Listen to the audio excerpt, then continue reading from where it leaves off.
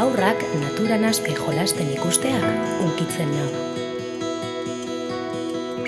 Beraien artean sortzen, irudimena lantzen, naturak eskaintzen dizkien baliabideekin gozatzen.